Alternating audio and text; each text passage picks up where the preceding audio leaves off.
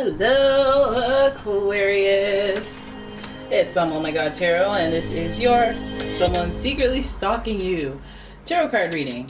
So we're gonna have a look at first the energy of the person, the vibe that they carry, sun, moon, rising, of who is stalking you, and then we're gonna do a tarot spread and see what are we stalking? What is this pertaining to? All right, so let us have a look at your first card, and that is you, baby. You're looking right in the mirror.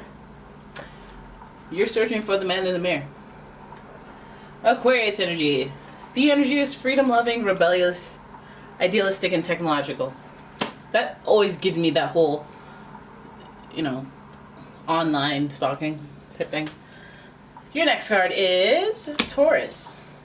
The energy around you shows the abundance of nature. It is rich, earthy, and productive, yet relaxed and slow. So this is, yes, productive energy, but this is very stable energy as well. That's what the earth energy gives. There's stubbornness between the two of Aquarius and Taurus. So that's, and a little more stubbornness with Aries. That's your third card. So this person that is doing the stalking, they're giving you a little bit of fighting energy, a little bit of stubborn fighting energy. And then that Aquarius puts the garnish on it of them being unique. Now, with the Aries energy, the energy around you is dynamic and spontaneous. Crusading impulsive action is likely. Stay back, you stalker. Okay, it's a good thing we didn't get too much water. Because that water energy could have spelled disaster for you. They already have that energy of Aries where they're like impulsive, and we don't be too impulsive now. And then Taurus, they have that really like, come in, let me shelter you. Let me take control. Let me take all the control. And then in terms of the way that they think, being unique, being peculiar, like the Aquarius energy, I'm not gonna say it's not troubling, but heck, this stalking could be anywhere from hey, I was just looking to see what dress you were wearing, it's all the way to I'm at your door, I'm in your face,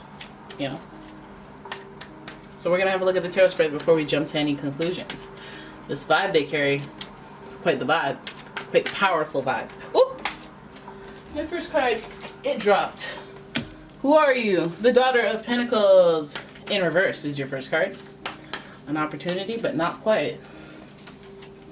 Alright, and then we have the Son of Wands in reverse, followed by the Three of Cups. Former friend, are we? Alright, let's go ahead and keep pulling your cards. We have the Seven of Pentacles in reverse, lots of reversals, and the High Priestess. Alright, I can assure you, well, this deck could be backwards, because half of the cards are flipped upside down, so it's always upright and backwards. And I actually don't know if it's half. I just quite the shuffle. So some of you are like, the deck's upside down. No, it's not. It's not. I promise you, boo boo. So look at this. Look at this spread. Look at this dude. All right. So when we're talking about stalking, we're talking about a person who has a false sense of opportunity with you. They feel like, hey, I can do that. We're buddies when you just met, or like they're over familiar. Okay, they're trying to get to know you, but you're doing too much. I feel like that's where this person's, because they don't get it. They don't get it. I don't think they pick up on regular social cues here, because they know what they want. They bullheaded and they do things different. So they may not be picking up on social cues. They may see you as a, let me take my opportunity and talk to you, and you're like, I'm in the middle of I'm on the toilet. And that's okay. You don't have social cues going on for you. That's fine. You can learn, you can grow, you can ascend. You're in reverse though, so you should pay attention to that. Then the Son of Wands is here, and the Son of Wands is representing same type of energy, a little more action oriented. The actions that you're taking, the opportunity that you're seeing, buddy, you need to chill. Just because I said hello, just because I smiled, doesn't mean that I want anything more than, that was just playful banter. I'm a waitress. I'm trying to get the tip, not that tip. I feel like that's like an example of this person being like overly confident.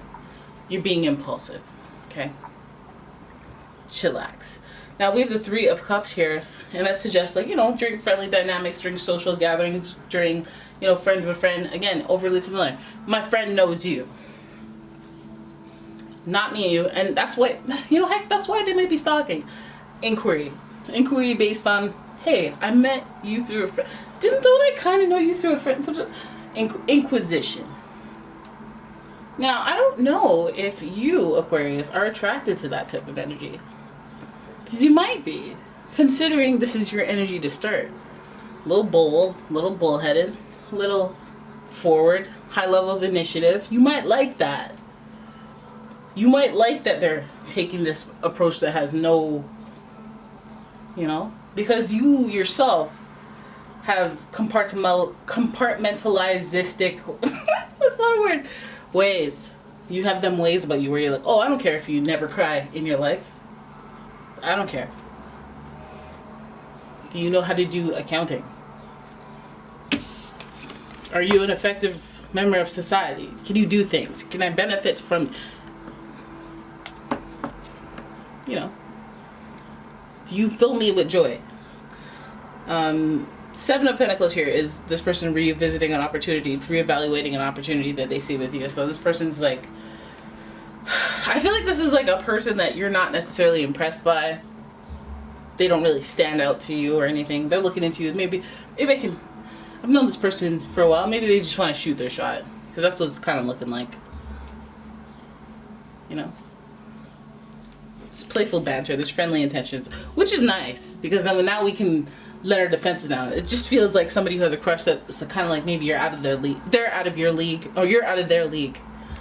And they're kind of like, oh, no, I'm gassing myself up. No, I'm going to go in there. I'm going to say something. And it's like, don't.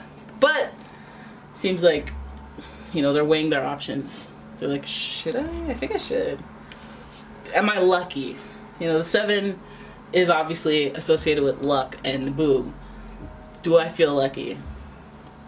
I don't know. The High Priestess rounds out your reading, your spread. And she is a keeper of knowledge. She don't know how it's gonna go. He doesn't know how it's gonna go. She doesn't know how it's gonna go. So why are you taking this impulsive action though? You know, a lot of people go, oh, nobody's checking for me. What are you talking about? And then they're like, oh, Herman? Oh no, but he's a non-factor though. Doesn't even matter. Herman's checking in again. Herman's like, I'm taking that home. That's wacky right there. I know she shot me down like 12 times, but 13 times a charm. 13 times for good luck. I feel like you have a quite peculiar character on your hands there, but that's okay. It's welcome to the Aquarius world. Perhaps the synergy could develop over time, right? I'm not sure. I don't think that Aquariuses are too flexible when they meet someone.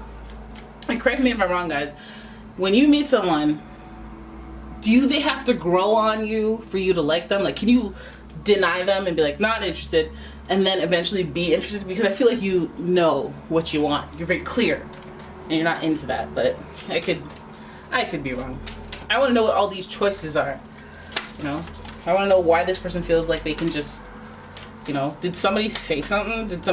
Why do you feel like you can just go after this Aquarius?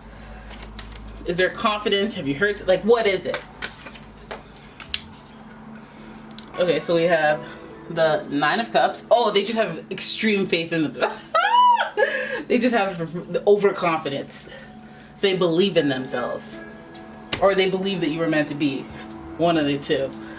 So then we have the 8 of Swords, self-limitation. They can't get out of their own way. Oh my goodness, this person. You can't tell them nothing. They're too sure of themselves. Too damn spiritually confident. Not confident as in like, oh, I'm the best thing ever out there. They're too sure of themselves. Like if they had a dream about you, they're like, no. I had a dream last night. That means something, so that means... Or they're like, no. I always said that I wanted a redhead, and this person just walked into my life and they're a redhead, so that means I'm going after that. Some type of flawed logic, purely rooted in self-belief, which is rather limiting because it's like, come on, can we get on with the assessing life in reality?